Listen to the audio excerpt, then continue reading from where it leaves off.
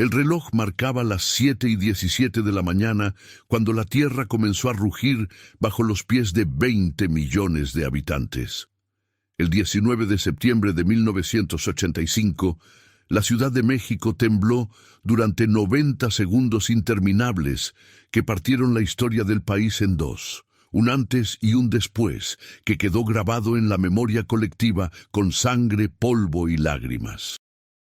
Pero entre los escombros de más de 400 edificios colapsados, entre los cuerpos de miles de víctimas y el caos que sumió a la capital en la oscuridad, había secretos que el terremoto sacaría a la luz de la forma más brutal imaginable.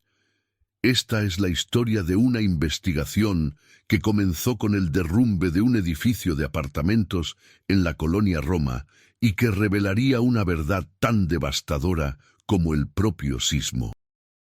Antes de continuar con esta historia, me gustaría invitarte a suscribirte al canal y a dejar un comentario contándome desde dónde nos estás viendo.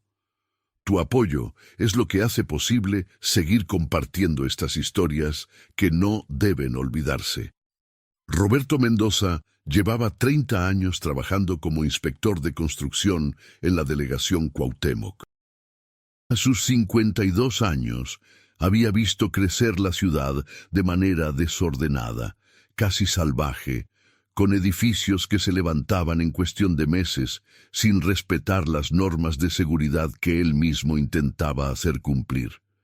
Esa mañana de septiembre, Roberto caminaba por la avenida Insurgentes rumbo a su oficina cuando el suelo comenzó a ondular bajo sus pies como si fuera agua. Intentó mantenerse de pie, aferrándose a un poste de luz, mientras veía cómo los edificios a su alrededor se balanceaban como árboles en una tormenta. El sonido era ensordecedor, cristales rompiéndose, estructuras de concreto quebrándose, gritos de terror que salían desde los interiores de las construcciones. Cuando el movimiento cesó, Roberto se encontró en medio de una nube de polvo tan densa que apenas podía respirar. La ciudad que conocía había desaparecido, reemplazada por un paisaje apocalíptico de edificios partidos por la mitad, cables eléctricos chisporroteando en el suelo y personas corriendo en todas direcciones, cubiertas de sangre y polvo gris. Fue entonces cuando escuchó el llanto. Un sonido agudo, desesperado, que provenía de los restos de lo que había sido el edificio Nuevo León, un complejo residencial de 8 pisos en la colonia Roma. Roberto corrió hacia allá, abriéndose paso entre los escombros y los cuerpos que yacían inmóviles en las aceras. El edificio se había colapsado sobre sí mismo como un castillo de naipes, dejando solo los 2 primeros pisos relativamente intactos. Decenas de personas ya se habían congregado alrededor, algunas llorando histéricamente, otras intentando mover las pesadas losas de concreto con las manos desnudas en una tarea imposible. Roberto reconoció algunos rostros, vecinos del edificio que salían temprano a trabajar y que por pura casualidad se habían salvado de morir aplastados bajo toneladas de concreto armado. Entre los sobrevivientes estaba Silvia Ramírez, una mujer de 35 años, con el rostro cubierto de lágrimas y polvo. Ella vivía en el 5º piso con su esposo Héctor y sus 2 hijos, Daniel de 8 años y Ana de 5. Silvia había bajado apenas 5 minutos antes del terremoto para comprar pan en la panadería de la esquina, dejando a su familia desayunando en el departamento. Ahora el edificio era una montaña de escombros y ella gritaba los nombres de su esposo e hijos hasta quedarse ronca, clavando sus uñas en el concreto como si pudiera excavar un túnel con sus propias manos. Roberto la sujetó de los hombros, intentando calmarla, pero sabía que no había palabras que pudieran aliviar ese infierno. Las primeras 48 horas después del terremoto fueron un caos absoluto. La ciudad se quedó sin electricidad, sin agua potable, sin líneas telefónicas funcionando. Los hospitales que aún estaban en pie se desbordaron con heridos graves, mientras que miles de personas permanecían atrapadas bajo los escombros, algunas con vida, llamando a gritos, otras en silencio permanente. El gobierno parecía paralizado, incapaz de coordinar una respuesta efectiva ante la magnitud del desastre. Fueron los propios ciudadanos quienes se organizaron, formando brigadas de rescate improvisadas con picos, palas y sus propias manos. Roberto Mendoza se convirtió en uno de los líderes naturales de estas operaciones en la colonia Roma. Su experiencia en construcción le permitía identificar las zonas donde podría haber sobrevivientes y cómo desmantelar los escombros sin provocar nuevos derrumbes. Durante los siguientes 5 días, el equipo de Roberto logró rescatar a 17 personas del edificio Nuevo León. Cada vez que encontraban a alguien con vida, el aire se llenaba de vítores y lágrimas de alegría. Pero también extrajeron 32 cuerpos, incluidos los de varios niños. Silvia Ramírez esperaba día y noche junto a los escombros, negándose a abandonar el lugar hasta que encontraran a su familia. Cuando finalmente localizaron lo que había sido su departamento en el 5º piso, encontraron los cuerpos de Héctor y Ana abrazados bajo el marco de una puerta. Daniel seguía desaparecido. Las esperanzas de encontrarlo con vida disminuían con cada hora que pasaba, pero Silvia se aferraba a la posibilidad de un milagro, como tantas otras madres que vagaban entre las ruinas buscando a sus hijos. Fue el 6º día cuando Roberto hizo un descubrimiento que lo dejaría helado. Mientras su equipo retiraba una viga de acero del 3er piso, encontró una grieta en una de las columnas principales del edificio.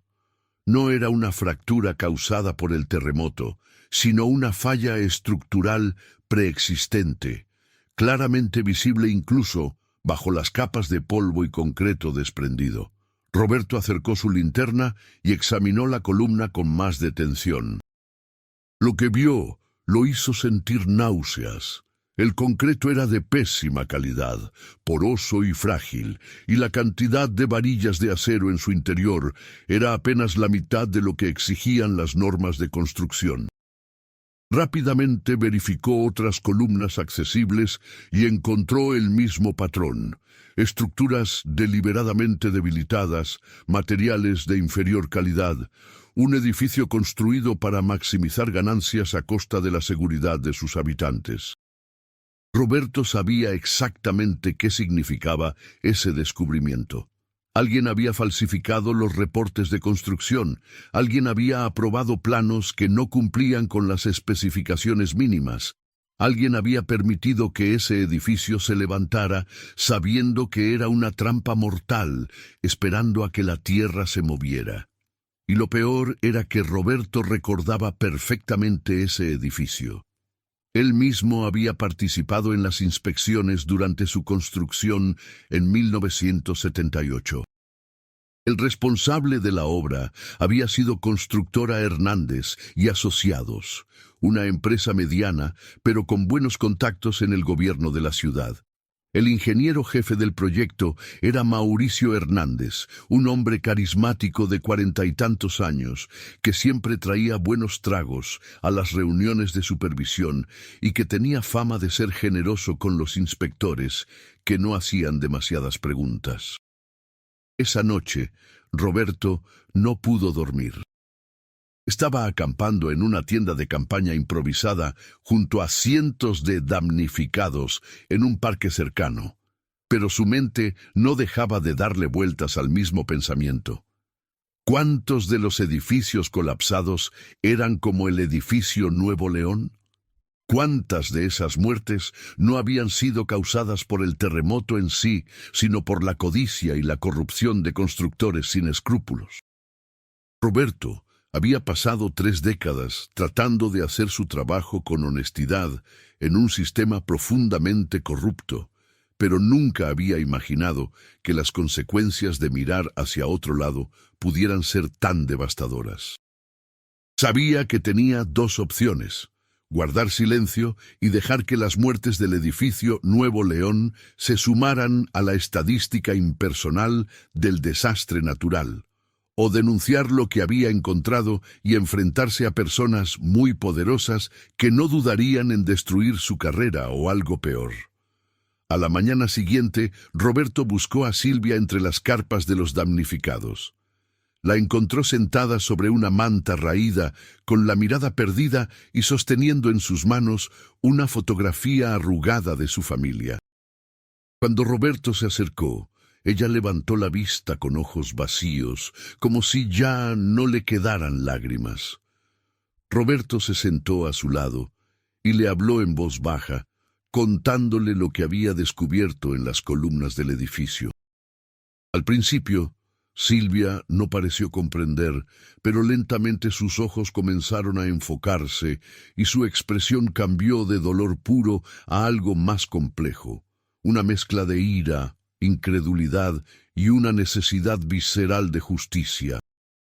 ¿Me estás diciendo que mi familia murió porque alguien decidió ahorrar dinero en el concreto?, preguntó con voz ronca. Roberto asintió lentamente. No fue el terremoto, Silvia dijo. Fueron ellos. Fueron las personas que construyeron ese edificio sabiendo que iba a caer. Silvia se puso de pie bruscamente, con una determinación que Roberto no había visto en ella desde el terremoto. Quiero sus nombres, dijo. Quiero saber quiénes son y quiero que paguen por lo que hicieron. Roberto vaciló por un momento, sabiendo que lo que estaba a punto de iniciar cambiaría sus vidas para siempre, pero asintió. Ya no podía echarse atrás. Tengo los documentos en mi oficina, dijo. Si es que la oficina sigue en pie, mañana iremos a buscarlos.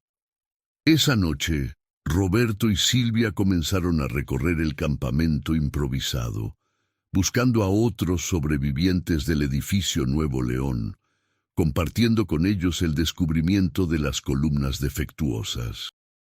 La noticia se extendió como un incendio, y para la medianoche habían formado un grupo de 16 personas que habían perdido familiares en el derrumbe y que exigían respuestas. La delegación Cuauhtémoc había quedado gravemente dañada, pero la oficina de Roberto en el 3er piso del edificio administrativo seguía accesible. Con 2 de los sobrevivientes del edificio Nuevo León como testigos, Roberto escaló por las escaleras oscuras, iluminando el camino con una linterna. Su escritorio estaba cubierto de polvo y algunos de los archiveros se habían volcado, pero la mayoría de los documentos permanecían intactos. Roberto sabía exactamente qué buscar. Los expedientes de construcción del edificio Nuevo León, que incluían los planos originales, los reportes de inspección, las autorizaciones de uso de suelo y las firmas de todos los funcionarios involucrados. Trabajó durante 2 horas revisando carpetas hasta que finalmente encontró lo que buscaba: un expediente completo con fecha de 1977 a 1978. Lo primero que notó Roberto al revisar los documentos fue que los planos no coincidían con lo que había visto en las columnas derrumbadas. Según los planos aprobados, cada columna debía tener 8 varillas de acero de 1 pulgada de diámetro y concreto, reforzado con resistencia de 250 kilogramos por centímetro cuadrado. Pero las columnas reales apenas tenían 4 varillas, y el concreto era notoriamente de inferior calidad. Alguien había cambiado las especificaciones después de obtener las aprobaciones oficiales. Roberto revisó los reportes de inspección y sintió que se le revolvía el estómago. Todos los reportes estaban firmados por él mismo, certificando que la construcción cumplía con las normas. Pero Roberto recordaba perfectamente esas inspecciones. Mauricio Hernández siempre estaba presente. siempre con una sonrisa amable y una botella de whisky escocés como regalo. «No seas tan duro con nosotros, Roberto», le decía. «Todos tenemos familias que alimentar. Nadie saldrá lastimado por unas cuantas varillas de menos». Roberto había cedido a esa presión, no una vez, sino docenas de veces a lo largo de su carrera. Era la forma en que funcionaba el sistema. Los constructores ahorraban costos, los inspectores recibían su compensación por mirar hacia otro lado, los políticos obtenían sus contratos y comisiones, y todo el mundo salía ganando. Excepto que ahora, 7 años después, 63 personas habían muerto aplastadas en el edificio Nuevo León porque Roberto había firmado esos papeles sin hacer las verificaciones adecuadas. La culpa lo golpeó con la fuerza de un segundo terremoto. Él era parte del sistema que había matado a la familia de Silvia, a Daniel, que seguía desaparecido bajo los escombros, a todos esos niños cuyos cuerpos habían extraído durante los últimos días.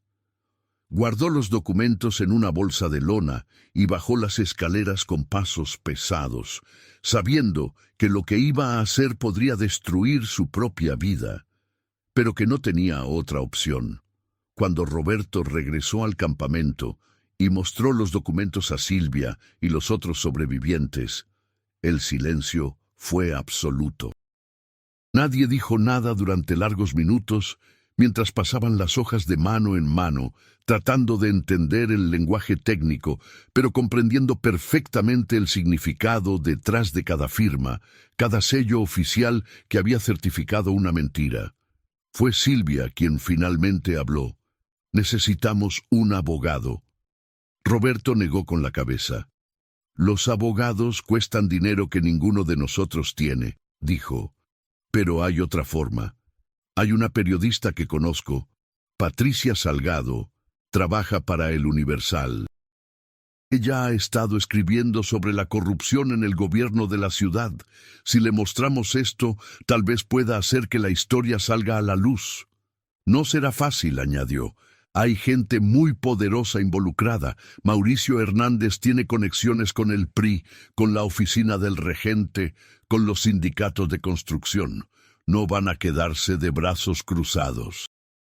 Patricia Salgado era una mujer de 38 años, con el cabello corto y una mirada intensa, que había pasado los últimos 15 años cubriendo las entrañas más oscuras de la política mexicana. El terremoto la había sorprendido en su departamento de la Condesa, y desde entonces había estado trabajando sin parar, documentando el desastre, entrevistando sobrevivientes, tomando fotografías de los edificios colapsados. Cuando Roberto la buscó en las oficinas improvisadas que El Universal había establecido en una carpa cerca del Zócalo, Patricia estaba escribiendo a máquina un artículo sobre la respuesta inadecuada del gobierno ante la crisis. Roberto le contó toda la historia, le mostró los documentos, las fotografías que había tomado de las columnas defectuosas. Patricia leyó cada página con una concentración absoluta, deteniéndose ocasionalmente para hacer preguntas técnicas que Roberto respondía con precisión. Cuando terminó, levantó la vista y dijo simplemente: «Esto va a explotar. Si publico esto, va a haber consecuencias. Para ti, para mí, para todos los involucrados. ¿Estás seguro de que quieres seguir adelante?» Roberto pensó en Silvia, en Daniel todavía sepultado bajo toneladas de escombros, en los 16 sobrevivientes que habían depositado su confianza en él para obtener justicia. Pensó en los 30 años que había pasado comprometiendo sus principios poco a poco, firma tras firma, hasta el punto en que se había convertido en cómplice de un sistema que mataba a la gente que supuestamente debía proteger. «Estoy seguro», respondió, «pero hay algo más que necesitas saber. Estas columnas defectuosas no son exclusivas del edificio Nuevo León. Constructora Hernández y Asociados ha construido al menos otros 12 edificios en la ciudad usando las mismas técnicas de ahorro de costos. He visto sus expedientes. Todos tienen las mismas irregularidades. Si el terremoto derrumbó el edificio Nuevo León, es probable que también haya afectado a los otros. Necesitamos verificar cuántos edificios de Hernández colapsaron y cuántas personas murieron en ellos. Patricia asintió lentamente, su mente ya trabajando en la investigación. «Dame 72 horas», dijo. «Voy a verificar cada dato, a buscar más fuentes, a documentar todo de forma que sea incuestionable. Mientras tanto, tú y los sobrevivientes necesitan mantenerse a salvo. Si Hernández se entera de que tienen esos documentos, no sé qué podría hacer». Durante los siguientes 3 días, Patricia trabajó como nunca antes en su carrera. Consiguió acceso a los registros de defensa civil, cruzó datos de edificios colapsados con los permisos de construcción, entrevistó a ingenieros estructurales, localizó a otros inspectores que confirmaron de forma anónima las prácticas corruptas generalizadas en el sector de la construcción. Lo que descubrió fue aún peor de lo que Roberto había imaginado. De los 412 edificios que habían colapsado completamente durante el terremoto, al menos 86 mostraban signos claros de deficiencias estructurales graves relacionadas con corrupción y ahorro de costos. Constructora Hernández y Asociados era responsable de 7 edificios derrumbados con un total de 234 víctimas mortales confirmadas. El 26 de septiembre de 1985, una semana después del terremoto, El Universal publicó en primera plana el artículo de Patricia Salgado con el titular «Corrupción y muerte.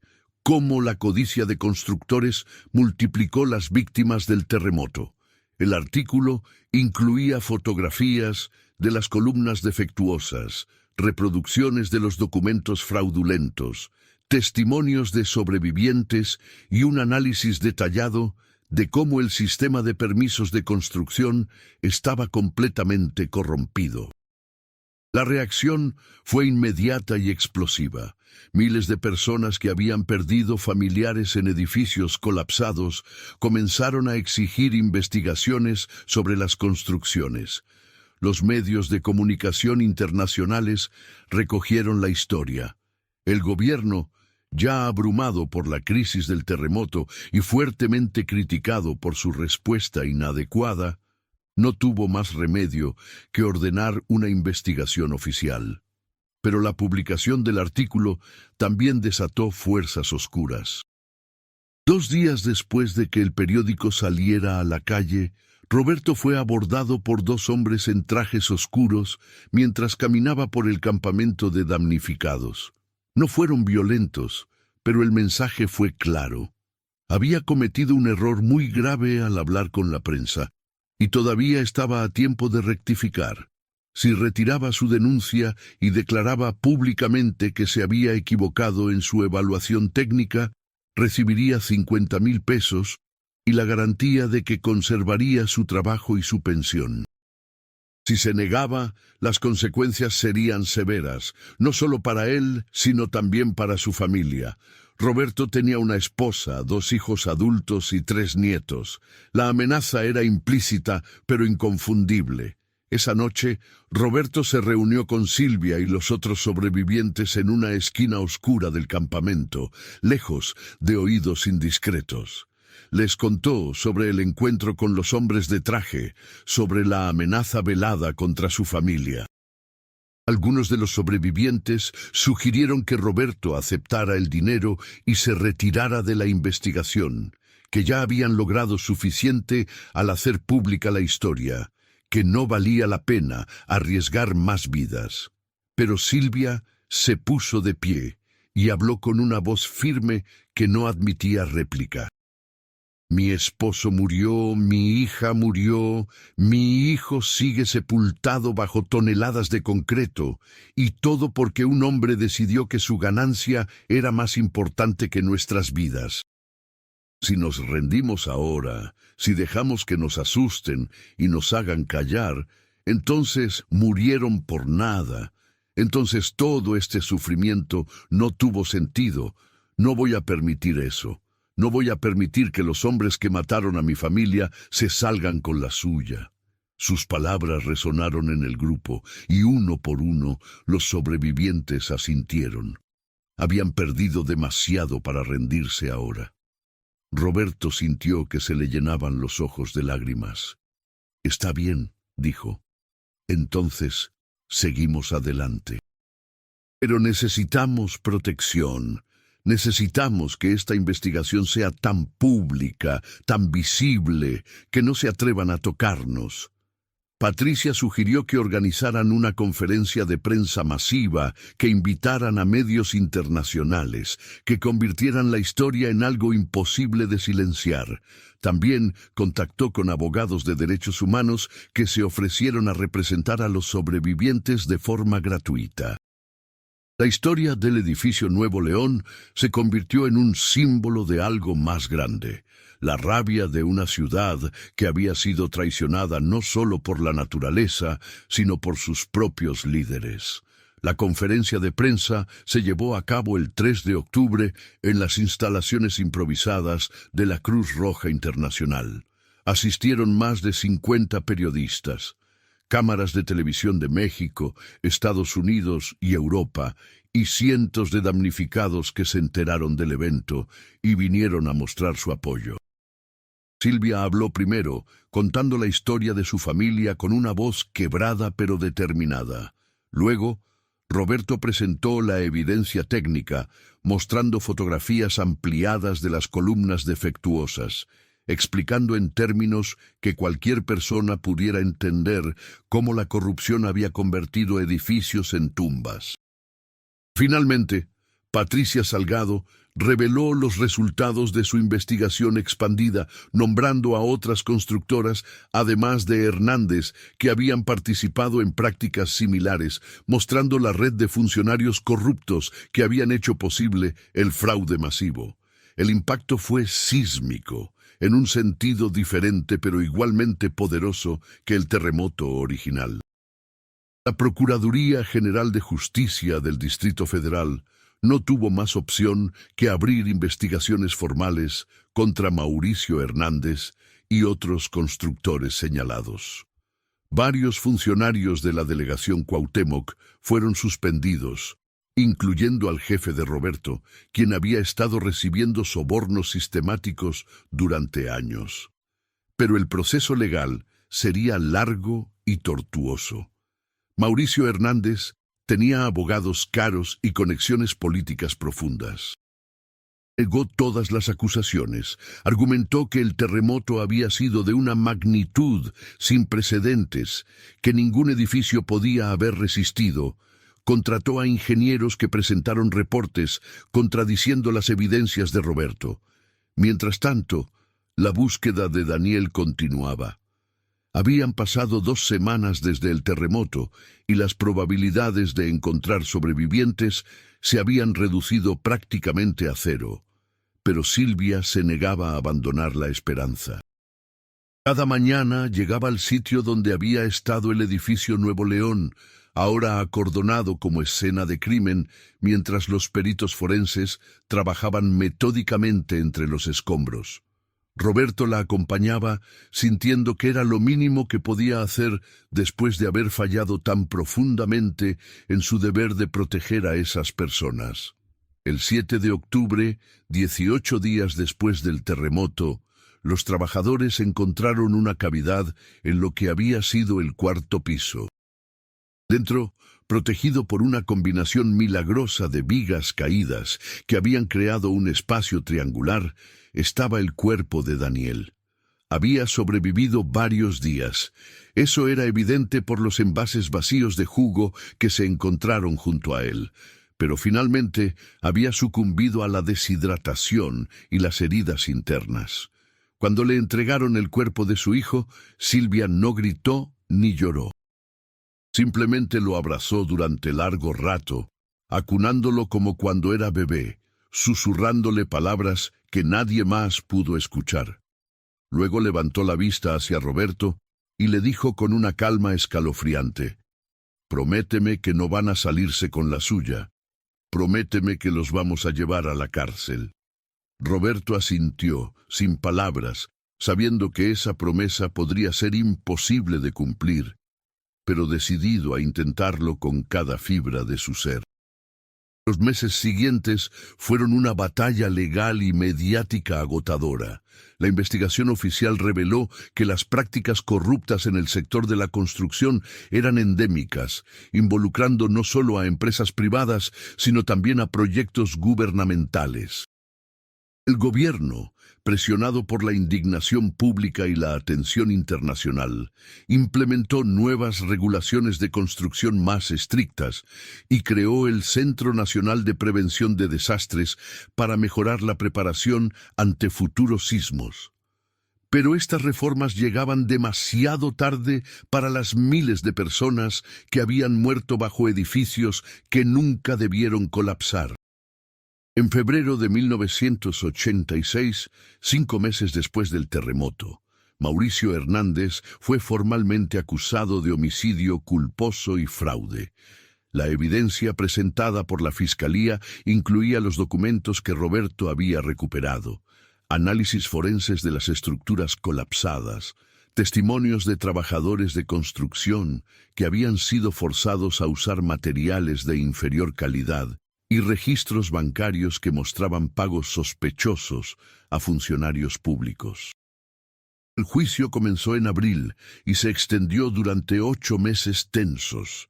Hernández se presentaba cada día en la corte con trajes impecables y una expresión de inocencia indignada, mientras que afuera del juzgado se congregaban decenas de familiares de víctimas, incluida Silvia, sosteniendo fotografías de sus seres queridos muertos. Roberto tuvo que testificar durante 3 días completos, sometido a un interrogatorio brutal por parte de los abogados defensores que intentaron desacreditar su testimonio, señalando que él mismo había firmado los reportes fraudulentos de inspección. Roberto no negó su complicidad. Admitió abiertamente que había fallado en su deber, que había sido parte del sistema corrupto y que esa culpa lo acompañaría hasta su muerte. Pero también dejó claro que Mauricio Hernández y otros como él habían sido los arquitectos principales del fraude, los que conscientemente habían construido trampas mortales para maximizar sus ganancias. «Mi culpa no disminuye la suya», declaró Roberto frente al juez, «y si tengo que ir a la cárcel junto con él para que se haga justicia, estoy dispuesto a hacerlo». Fue un momento crucial en el juicio. La honestidad brutal de Roberto, su disposición a aceptar las consecuencias de sus propios actos, le dio una credibilidad que ninguna cantidad de contrainterrogatorio podía destruir. Patricia Salgado escribió una columna poderosa sobre ese testimonio, titulada «El valor de admitir el error». La opinión pública, que había estado dividida sobre cuánta responsabilidad recaía en los inspectores versus los constructores, comenzó a inclinarse decisivamente hacia la idea de que todos los involucrados en el fraude debían rendir cuentas, pero que los principales responsables eran quienes habían iniciado y orquestado el esquema corrupto. El 12 de diciembre de 1986, después de 8 meses de testimonios, el tribunal emitió su veredicto. Mauricio Hernández fue declarado culpable de homicidio culposo múltiple, fraude y asociación delictuosa. La sentencia fue de 18 años de prisión y la prohibición permanente de trabajar en el sector de la construcción. Además, sus bienes fueron embargados para pagar compensaciones a las familias de las víctimas. No era suficiente, nunca podría ser suficiente para devolver las vidas perdidas, pero representaba algo importante. una declaración clara de que los poderosos no estaban por encima de la ley, que las víctimas no serían olvidadas.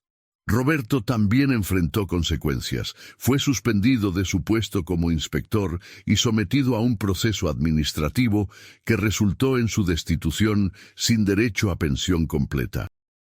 Algunos argumentaron que el castigo era demasiado severo, considerando que había sido quien destapó el escándalo, pero Roberto aceptó el veredicto sin protestas. Había pasado 30 años siendo cómplice de un sistema corrupto. Era tiempo de pagar el precio. Sin embargo, su testimonio valiente y su disposición a enfrentar sus propios errores lo convirtieron en una figura respetada entre los sobrevivientes del terremoto. Muchos lo buscaban para pedirle asesoría sobre sus propios casos contra constructores fraudulentos.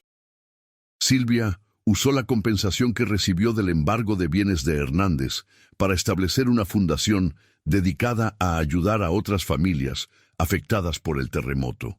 La Fundación Daniel Ramírez, nombrada en honor a su hijo, proporcionaba asesoría legal gratuita a damnificados que buscaban responsabilizar a constructores y funcionarios corruptos.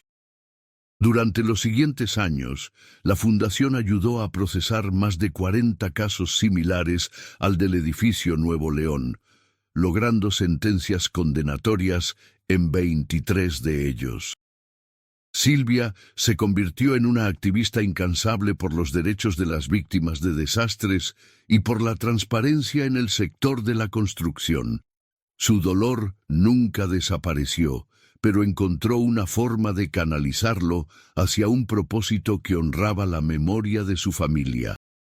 Patricia Salgado ganó el Premio Nacional de Periodismo por su cobertura del terremoto y la investigación sobre la corrupción en la construcción. Su trabajo inspiró a toda una generación de periodistas de investigación en México que entendieron el poder de la prensa para exigir rendición de cuentas y defender a los más vulnerables. Continuó escribiendo sobre corrupción, impunidad y justicia social durante el resto de su carrera, siempre recordando que el periodismo en su mejor expresión no era solo informar, sino también servir como voz de quienes no podían hablar por sí mismos.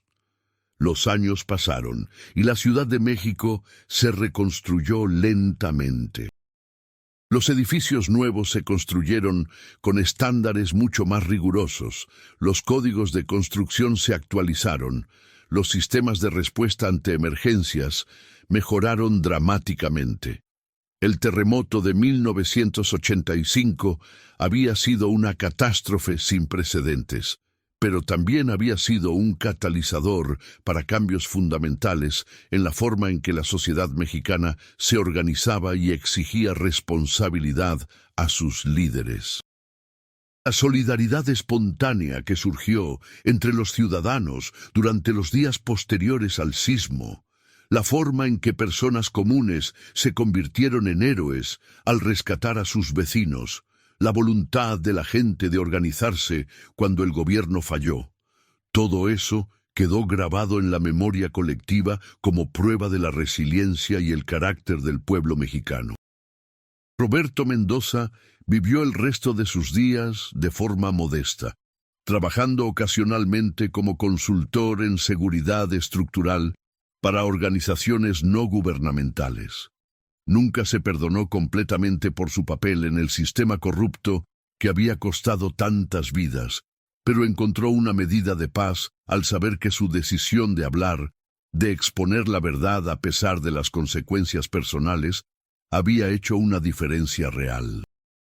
Cada 19 de septiembre, el aniversario del terremoto, Roberto visitaba el sitio donde había estado el edificio Nuevo León, ahora convertido en un pequeño parque memorial con placas que listaban los nombres de las 63 personas que habían muerto allí. Silvia también iba, y juntos permanecían en silencio durante algunos minutos, recordando a los que se habían perdido y reafirmando su compromiso con la justicia. El caso del edificio Nuevo León se convirtió en un punto de referencia en la historia legal de México, citado en tribunales y universidades como ejemplo de cómo la corrupción sistemática puede tener consecuencias letales y de cómo la valentía de individuos ordinarios puede desafiar estructuras de poder que parecían invencibles. No era una historia con un final completamente feliz, porque nada podía devolver las vidas perdidas o reparar el daño emocional infligido a miles de familias. Pero era una historia de dignidad, de personas que se negaron a ser víctimas silenciosas, que transformaron su dolor en acción y su rabia en cambio social. Cuando Roberto Mendoza murió en 2003 a los 70 años, su funeral fue atendido por cientos de personas, sobrevivientes del terremoto, activistas de derechos humanos, periodistas y familias que nunca lo habían conocido personalmente, pero que habían sido inspiradas por su ejemplo. Silvia pronunció el elogio, describiendo a Roberto no como un héroe sin defectos, sino como un hombre imperfecto que había tenido el coraje de enfrentar sus propios errores y de pagar el precio por hacer lo correcto cuando finalmente importó. Esa, dijo Silvia, era la forma más profunda de redención. No negar el pasado, sino aprender de él y dedicar el resto de la vida a asegurar que esos errores nunca se repitieran. Hoy, 40 años después del terremoto de 1985, la Ciudad de México es una metrópolis completamente diferente. Los edificios son más seguros, los sistemas de alerta sísmica están entre los más avanzados del mundo, y existe una cultura de preparación ante desastres que salva vidas cada vez que la tierra tiembla.